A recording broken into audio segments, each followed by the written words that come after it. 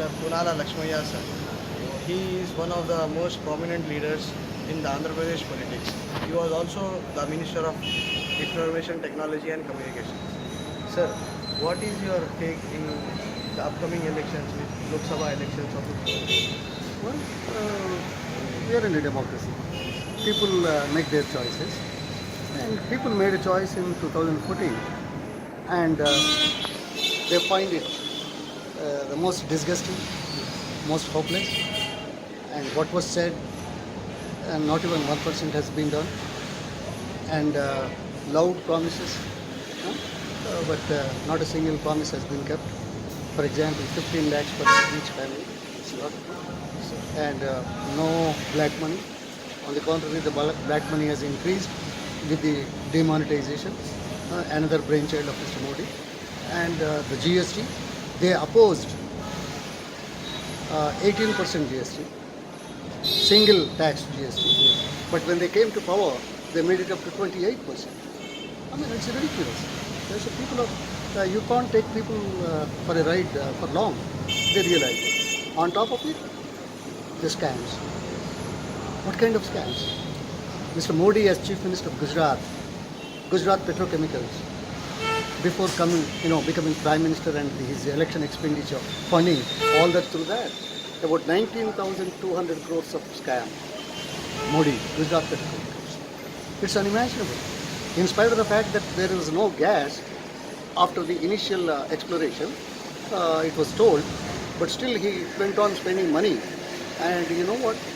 What kind of people he has given the orders? It's for underwear and banyan people manufacturers outside the country. It's to the extent of 5,900 crores. And on the contrary, when he became the Prime Minister, the Gujarat Petrochemicals was about to go bankrupt. Its income was per year 200 crores. And the payments after these loans amount to 2,000 and above crores per year. How will they do it? He thinks that he is very clever. He made ONGC to take over the Gujarat Petrochemicals. It's such a sin and such a bad precedent for a Prime Minister of the largest country in the world. And okay, that is before becoming Prime Minister. What has he done after becoming Prime Minister? The Rafale. yes. What is Rafale? His own advocate, Attorney General in the Parliament, in the Supreme Court, says the papers were stolen. There was a parallel negotiation from the PMO. That's what the Defense Ministry says. The country's Attorney General does not know the difference in meaning of stolen and copies. If they cannot even put the papers in the custody, proper custody, do you think the Indians will believe in Modi that he is going to protect the borders of this country? No way. On top of it, day before yesterday, the Maharashtra government, Mrs. Pankaj Munde, she has given a order, not transparently, not competitively, for 6,500 crores. The Supreme Court has squashed that tender for supply of food items to the school-going children.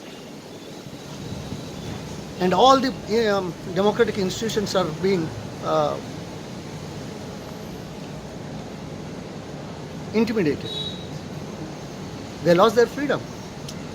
And the government gets into in every democratic institution, which is a sad part of our democratic process. So people are disgusted. Number one, there are no jobs. He promised 2 crores per year. Where are the jobs? So he says, make in India. And we use whatever is made from China. Make in India is only a slogan. The exports from 2013-14 till today, they have not gone up at all for 5 years. When the exports do not go up, how can the jobs be created? How can the wealth be created? The GDP, the figures, for the first time, questionable. When the exports are not there, when the productions are low, agriculture or industrial production, how can the GDP be higher? How can the employment go? And his word that he will control the prices within 100 days has become a myth. For example, the common man is suffering. the cooking gas cylinder, what was it earlier and what is today? It was less than 400 or 400 rupees. Now it's about 900 rupees. So, for coming to power, creating a perception that they will do better is not going to stand anymore. And people are not going to believe BJP government.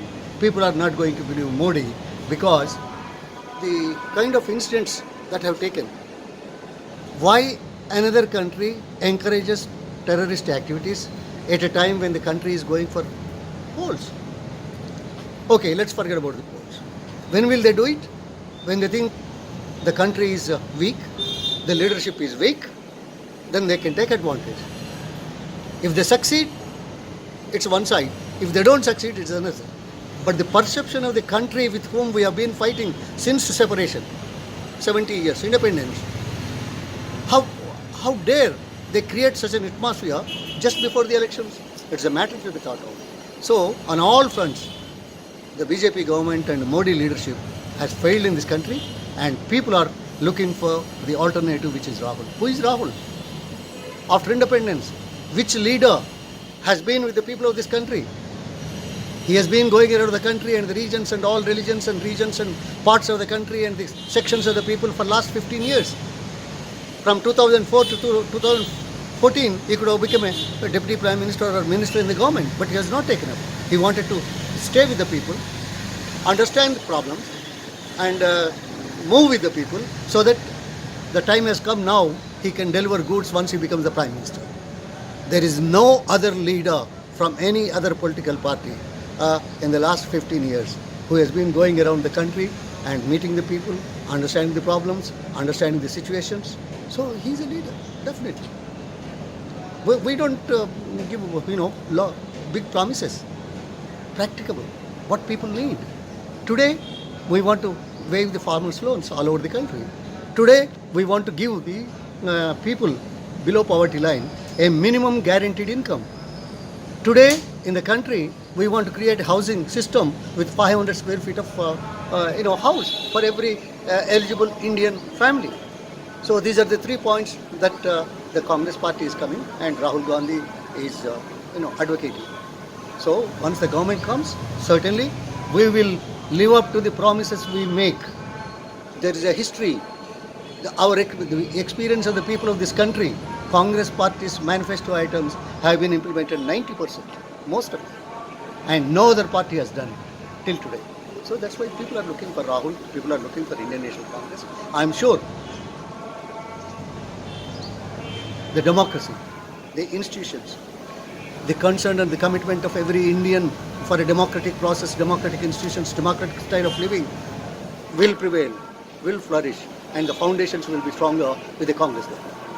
Sir, as Rahul Gandhi sir is everyone says him that he's a young dynamic leader and he's mostly he always revolve around young people, the people who are above 18 who can vote, and he's mainly involved with them.